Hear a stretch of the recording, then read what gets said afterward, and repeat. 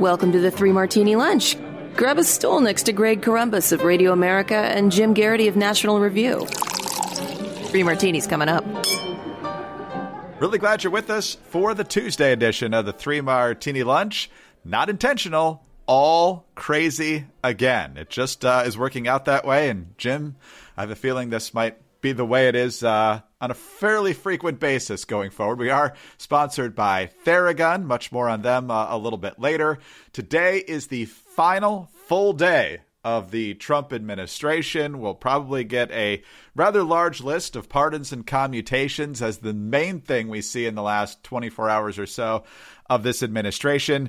The amazing thing that's going to happen about 24 hours from now, Jim, as we record this roughly a little before noon on Tuesday, is, not the amazing constitutional transfer of power, which is significant in and of itself, but it's going to be amazing to watch the media go from pure adversary at the White House to pure defender and cheerleader at the White House. Although the hostility towards Trump, I assume, will continue unabated, at least through the impeachment trial and probably well beyond. Am I way off on this? I can't wait for Donald Trump to change from America's most dangerous president to America's most dangerous ex-president. Just that little prefix will be the only thing they'll change about the coverage. Exactly. They're still going to need a foil as they cheerlead the Biden administration, and I have a feeling they're going to keep Trump in that position as long as they possibly can. And you're going to get an egregiously over amount of coverage of Marjorie Taylor Greene in the coming weeks and months. So just be ready for the Democrats to find the person on the right that they want to make their foil. All right, let's talk about our first crazy martini now, Jim. And this actually happened yesterday on CNN. Jim Sciutto interviewing Steve Cohen, pretty out there, crazy Democrat from the Memphis area of Tennessee. He's the guy that brought a bucket of chicken to a press conference or maybe even a committee hearing talking about how different Trump administration officials were chicken to show up and things like that. Not a serious person, but I believe he is on some fairly significant committees. So Sciutto had him on to talk about the news that there was believed to be at least concern of an inside threat in the National Guard. And so all 25,000 National Guards people in D.C. were going to be vetted to make sure that they could be trusted to be part of the security for this inauguration. Jim, you like to say cuckoo for Cocoa Puffs. That's where Steve Cohen is here, because as you'll hear, he believes anybody that voted for Trump, and since a lot of the National Guard are white males, that's probably the case.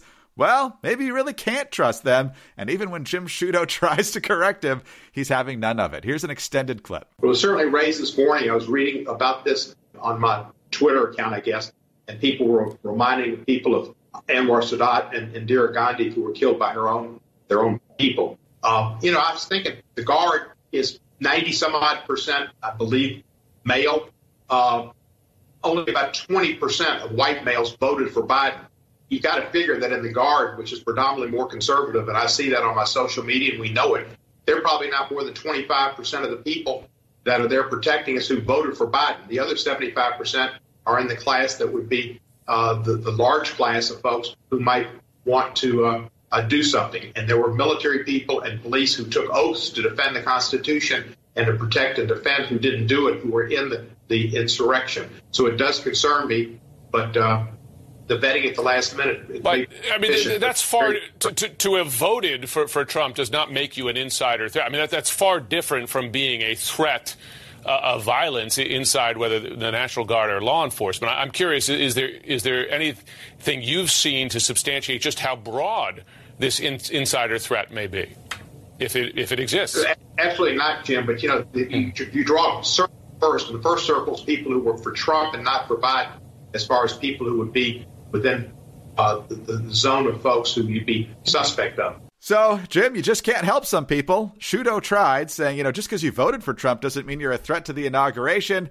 And then Cohen starts talking about drawing circles about who's a threat, and all these likely Trump voters inside the National Guard really can't be trusted after all. The schizophrenia on the left about, we're so glad you're here too, we can't trust you with the National Guard, really is something to behold. Yeah, look, I guess this is a good marker of how the type of person who gets sent to Congress increasingly is indistinguishable from a cable news rabble-rouser. And you almost wonder if CNN or if at some point Jim Sciutto regretted booking him because of where he was taking the conversation and the kinds of assertions he wanted to make. In other words, if Jim Sciutto's pushing back on you, you've probably gone too far as a Democratic member of Congress. Let's also note that this occurred on Monday, January 18th. Greg, I don't know about you. I can't think of a better way to mark Martin Luther King Day than to look at the entire group of National Guardsmen and say, we'll judge them not by their character, but by the color of their skin. Good way to go, Congressman, on that one.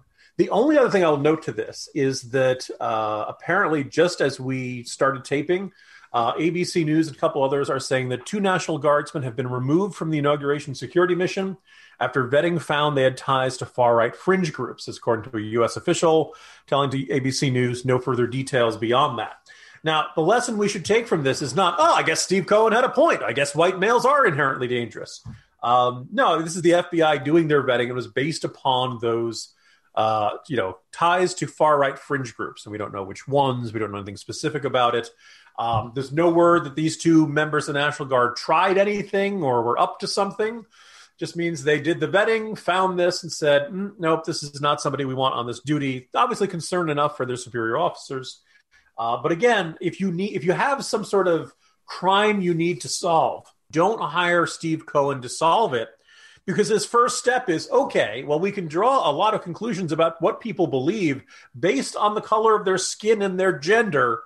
So let's round up the usual suspects. Oh, by the way, everything he said yesterday, he didn't even get the statistics right. 38% of white males voted for Biden. And the National Guard, both Air National Guard and Army National Guard, are closer to about an 80-20 split. The other thing is also just to say, just general free advice to every member of Congress. Don't think out loud on national television. Because he's like, I was thinking. Were you, Congressman? Were you really thinking? Again, so I think this is, if you have, twice in this interview, both this one and on his claim that Marjorie Taylor Greene, or actually, no, it was one of the other ones, the one from Colorado was giving tours, and therefore she probably was working with the rioters on Capitol Hill. In both cases, Jim Sciutto kind of pushed him and said, well, do you have any specific evidence to support that accusation? And both times, Steve Cohen said, well, no. So if you don't have any evidence for an accusation, particularly one as serious as that, you probably shouldn't make them on national television, should you, Greg? No, absolutely not. And in the beginning of that clip, you might have noticed, he said, well, I saw on Twitter. So between I saw on Twitter and no, I don't have any information, this is really a guy who's just out there kind of spouting off. He could have really gotten any Twitter user for this interview on the left and gotten pretty much the same thing. Can you imagine if he started quoting the president? Oh, wait, he can't do that anymore because Trump's not on there. But here's the thing. Let me observe, Greg, you or I could go on national television and talk about stuff we saw on Twitter. Right. You don't need a congressman to do that.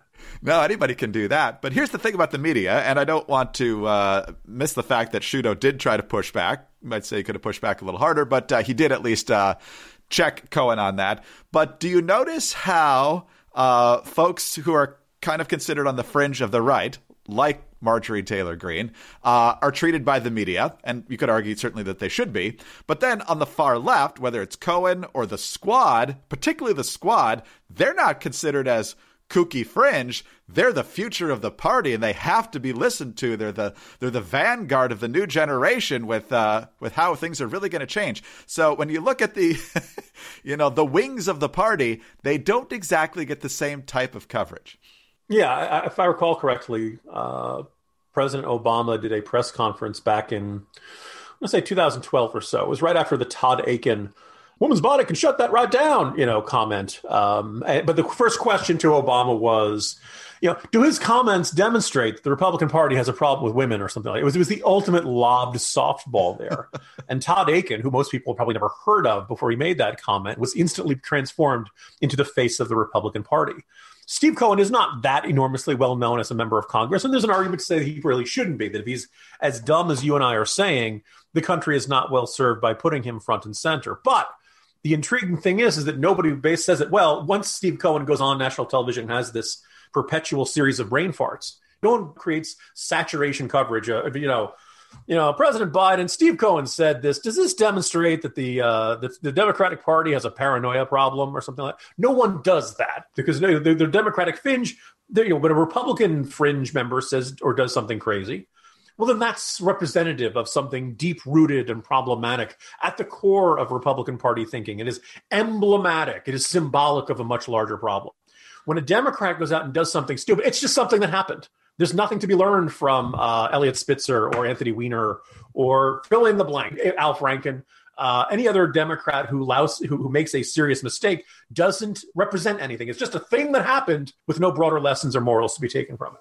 If that gets you all stressed out, grab your Theragun. And if you don't have one, you should get one. Because, look, it's going to be kind of stressful here with Democrats running the show in Washington. Let's not kid ourselves about that. But you don't have to let the stress of daily life weigh on your body. So whether you're an elite athlete or someone like us, just trying to make it through the day tension-free, Theragun can really help.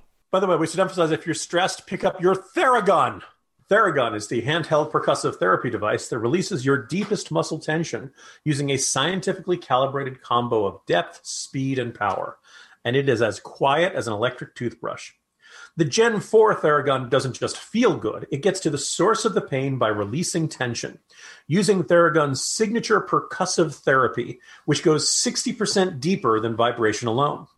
Whether you want to treat your muscle tension from working out, an injury, or just the stresses of everyday life, there is no substitute for the Theragun Gen 4. The OLED screen and design make you feel like you're holding something from the future. Just go to their site and check it out. And the Theragun app learns from your behaviors and suggests guided routines. It really is great. We've got it here at our house, and Mrs. Corumbus loves it. She follows the routine. She uses it on her app. It's very simple to follow. It gives you all the prompts you need. I love it. I tend to not use the app. I just tend to kind of put it on the quads or the feet or wherever you need it, and it really does ease the tension. For those who might be worried about, well, can I do any damage to myself? Asked my chiropractor that not too long ago. He said, no, it's absolutely great. Just use common sense. Don't use it on your head or your nether regions, and everything else should be fine. So if you have common sense, the Theragun will be fine for you. Theragun is trusted by 250 professional sports teams like Real Madrid and elite athletes like Paul George, DeAndre Hopkins, Maria Sharapova, hundreds of thousands of customers, and yes, me. So try Theragun for 30 days. You get 30 days to check it out, starting at only $199. Go to Theragun.com/martini right now and get your Gen 4 Theragun today. That's Theragun.com/martini. Theragun.com/martini. All right, Jim, let's move to our second crazy martini now. And Joe Biden is all about the identity politics in making his appointments, whether it's to his own staff, whether it's nominees to cabinet positions, and now he's getting to the deputy secretary level. The latest name to come out is Rachel Levine. Rachel Levine is the Secretary of Health in Pennsylvania, born Richard Levine, and transitioned in 2011. And as our conversation plays out here, Jim, pronouns are going to get thrown out there. I don't really have a problem calling anybody by their first name, whatever they want to be called, but science is science. So the pronouns, I think, are kind of locked in. It's not meant to be an insult. It's just the way it is. But, of course, anyone who disagrees with that will be branded a bigot by the media and by Democrats. So anyway, let's talk about this. There's quite a bit of controversy here with Levine, Jim. First of all, Pennsylvania is one of the few states, I think there's about 5, that had the New York-style nursing home policy where you had to take back in COVID-positive patients, no questions asked, couldn't test, and of course, nursing home deaths piled up. Well, that happened in Pennsylvania too, but not to Levine's mother, because Levine's mother was yanked from the nursing home prior to the policy going into effect. So that's been a major scandal. Also, just to show you the extremes of health policy in Pennsylvania, which came from Levine's office, that's where you saw the directive to wear masks in your own home for Thanksgiving if you have any other families joining you. And as we talked about in the year-enders about worst political theater with the lockdown theater, Pennsylvania is the place where Levine's office put out the orders how to safely conduct orgies. So when it comes to serious people, Rachel Levine's not too high on the list. You know, Greg, you could say, oh, this state health commissioner has done a terrible job in handling the coronavirus pandemic in the early days of the pandemic. Wow, there really seems to be some sort of, I don't want to say hypocrisy. I don't even think that word does it justice. The sense that she had advanced knowledge that things could go bad in the nursing homes, decided to protect her mom, but not everybody else's mom. They don't get the same way. But I think another useful measuring stick is how is Pennsylvania doing in the rollout of the vaccines? Because this is what the state is supposed to do, right? We can't go to CVS and get it ourselves. We can't synthesize the vaccine at home. This is one situation in which we are completely at the mercy of the state government. We are dependent upon state government to take this necessary step to end the pandemic. How is Pennsylvania doing? Not great, Bob, as they said on Mad Men. The state currently ranks 28th in the country in terms of using their stockpile of the vaccine. That's not terrible. That's not great.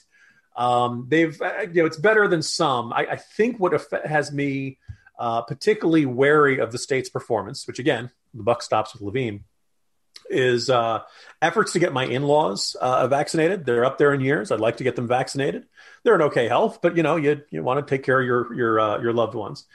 Pennsylvania is not doing a great job. And part of it is that Levine said last week she is going to adopt the federal recommendation to lower the eligibility age to 65. But that puts another million people in line of a system that isn't really working right now as is. Pennsylvania does not have a central registry for the shots, which means you have to go to hospitals or pharmacies to create their own online spots for people to sign up. So the first thing is that everything's being done online. And as I've heard from several folks, if you're, let's say, up in your 80s or 90s and you're not spending a lot of time on the internet, maybe you don't have a computer, maybe you don't have a smartphone. If you're not online, you really don't have a way to register to get the vaccine. Big, giant, honking problem, number one. Then amongst the ones they do, the state has decided that they're going to have the pharmacy chains do it, except they don't have their websites ready to go either. The phone lines that people are used to, they help people, these pharmacies set up helplines. The line is always busy. You know what it all reminds me of, Greg? The rollout of health, was it healthcare.gov? Healthcare.gov, yep. It is a ludicrously complicated system. It is going extraordinarily slowly. Nobody knows what they're supposed to do. Everybody is basically, and this is all on Levine's watch. This is the meme right here. You have one job, right? This is what you're supposed to do. What's really baffling about this is I'm sure Biden thinks, well, I'm going to get a lot of credit because I'm going to nominate the first transgender assistant secretary of the Department of Health and Human Services. La-di-frickin-da. If the person's not good at their job, that doesn't really do any good to have the first transgender. Congratulations, President-elect Biden. You've nominated the first incompetent transgender assistant secretary of Health and Human Services. This is what happens when identity politics becomes paramount and you become much more important on having a diversity pick, of having somebody who's never been a kind of person who's never been nominated before, instead of asking the very basic question, how good is this person at their job? Which in the case of Levine is to manage big healthcare systems. This is rewarding incompetence, and it is a extraordinarily ominous sign. Forget anything you ever heard about Joe Biden being a moderate. He is staffing his administration based on identity politics, and we're all going to end up paying the price for this. This is a disastrous start to the Biden administration. Absolutely right. That has been criteria number one on virtually everything along the way, starting with the vice president's election. I mean, it's just gone all the way down the list. And it's also interesting that I think he's putting a lot more radical people in deputy positions. Now, at HHS, it's going to be screwed either way because Javier Becerra's the secretary nominee. Can't count on him to overrule the bad decisions. No, there's just radicals everywhere there. He will take every bad idea she says and say, hey, can we add some abortion to it? Right, exactly. And so then over at education, I just saw this. The deputy secretary nominee is somebody named Cindy Martin, who is the superintendent of San Diego Unified Schools. And I don't know if folks who are on Twitter a lot see the work done by Christopher Rufo, who looks at wokeness in schools. Cindy Martin's promoted the concept that schools, quote unquote, spirit murder black children and that white teachers need to undergo anti-racist therapy. So even if the secretary nominees look kind of moderate for where Biden is or kind of where the party is, since it's drifting so far left, just below the surface are really crazy people. Be ready for that. Hey guys, it's Mock and Daisy from the Chicks on the Right, and we're excited to tell you about our podcast, the Mock and Daisy Common Sense Cast. If you've been stressed lately with the information overload on social media or just don't feel like anything in the news makes sense anymore, don't worry, because we're here to clear things up. Every week, we discuss topics like cancel culture, national crisis, what's happening to our new generations, and if you're just plain tired of people trying to tell you what to do or how to live your life, we tackle that too. Find out more by going to our website, chicksontheright.com, or start listening on the Apple Podcast app, Spotify, or your favorite podcast app. Don't forget to leave a comment or review and subscribe. Moving on to more terrible decisions from Joe Biden, let's go to Keystone Pipeline, where he said he is going to pull the permit for that on day one. Keystone Pipeline, very popular, widespread support. I think it passed the U.S. Senate with over 60 votes, I think, when the Republicans first took the Senate in 2015. It wasn't enough to get past an Obama veto, but super popular. But everything gets gummed up in environmental litigation and principal initial construction on the Keystone Pipeline, which has been debated for basically a decade now, maybe longer, just started last fall. And now Biden is going to kill it. The Canadians are begging him not to do that, even Justin Trudeau. But Biden, of course, as you have said so many times, Jim, is basically in the mainstream, wherever that is, of the Democratic Party on policy. And since the party's lurching more and more to the left, and I do mean lurching, the Keystone Pipeline has to go, which for anyone on the right or in the middle who thought that Joe Biden would be a moderating influence on the party, it's not going to happen because Joe Biden is like a weather vane. He's not directing anything. He just gets pushed around to where the various interests and loudest voices in his party want him to go. He's going to resist almost nothing. So right smack on the home page of National Review right now is the lead editorial written by the editors as a group, Biden's foolish sabotage of the Keystone Pipeline. And it makes all the arguments you'd expect an institution like National Review to make about the importance of energy independence, about the ridiculousness of, basically playing red light, green light with companies when they start making these multi-billion-dollar projects. But I just want to take a moment, as I kind of laid out in the Morning Jolt, even by the standards of the Democratic Party, even by the standards of Joe Biden and what he said he wants to do as president, this move does not make sense. You mentioned Justin Trudeau. By the way, Greg, this is the environmentally friendly progressive dreamboat. For years, all we've been hearing about is how swell he is. And he's not just like, don't do this. He's a resolute supporter of the project. And the Canadian government is making this really fair argument of like, hey, you're going to cancel this. You haven't even taken office. If you do this on day one, you haven't even talked to us. Now, Greg, for 4 years, I've been hearing about how terrible unilateralism is. For 4 years, I've been hearing about how terrible it is to antagonize our historical allies. Here's the one time, and I'm finding myself in complete agreement with Justin Trudeau, and we can't listen to him. We can't sit down and hear him out. I don't know about you, Greg. I'm tired of this, rampant unilateralism. Why can't we go back to the genuine cooperation of the Trump years? Back when we had an administration that respected Justin Trudeau, technically, maybe a little. Anyway, Keystone Pipeline, by the way, it's all being done with union labor. The owners that reached a deal with Laborers International Union of North America, the International Brotherhood of Teamsters, the International Union of Operating Engineers, and the United Association of Union Plumbers and Pipe Fitters. This is thousands of blue-collar union jobs in the upper Midwest. There are not a lot of them. This is the sort of job. Build back better. That's the Biden slogan. But apparently we're not supposed to do it this way. This project is bad. Oh, by the way, construction already started. They did 124 miles so far. So now the question is, if Biden says, no, you cannot build this pipeline. Come on, man. Well, now the question is, what do you do with that? Like, you've got 124 miles of pipeline built that's never going to be used. It's, paraphrasing the old controversies about Alaskan pork projects. This is a pipeline to nowhere. It just starts 124 miles and then it just stops. And there's nothing to do it. That strikes me as an enormous waste. It's a waste of time, waste of money, waste of energy. You've already started. Finish it, build it, use it, make something useful out of it, rather than just basically turning it into, an art sculpture or whatever the heck it is. And then finally, the company that's building all this, Canada's TC Energy, look, they know environmentalists don't like this. And they've really tried to bend over backwards. In fact, the most recent decision, they promised to spend $1.7 billion on solar, wind, and battery power to operate the pipeline system. Basically, you need pumps to run them through them, and they're going to use all solar, wind, and batteries to generate the electricity to make those pumps work. If you're Biden and you do this on day one, you're basically sending a message to every energy company: don't bother compromising. Don't bother putting an offer on the table. Don't bother trying to find some sort of effort to minimize greenhouse gas emissions or something like that. No innovation, no compromise, no offer will ever be enough. Biden is going to cancel it no matter what. And so on all of those measures, this is not what Biden wanted to do, or at least not what he said he wanted to do on the campaign trail. But here we are, another colossal, ominous sign for the Biden administration, and they're not even in office yet. This is the guy who said he was going to ban fossil fuels and then he wasn't, and now he's inching back in that direction again. We'll find out what comes next. But buckle up, everybody. Elections have consequences. Jim, we will see you again tomorrow. Most people probably hear it once Biden has been sworn in, so we got a lot of bad and crazy martinis ahead of us, I think. See you then. See you tomorrow, Greg. Jim Garrity, National Review. I'm Greg Corombos, Radio America. Thanks for being with us today. Don't forget about our friends over at Theragun. Try it out for 30 days. Theragun.com/martini. Also, please subscribe to the 3 Martini Lunch podcast. We're very grateful for your 5-star ratings and your kind reviews. Also, get us on those home devices. All you have to say is play 3 Martini Lunch podcast. Have a great day, and please join us Wednesday for the next 3 Martini Lunch.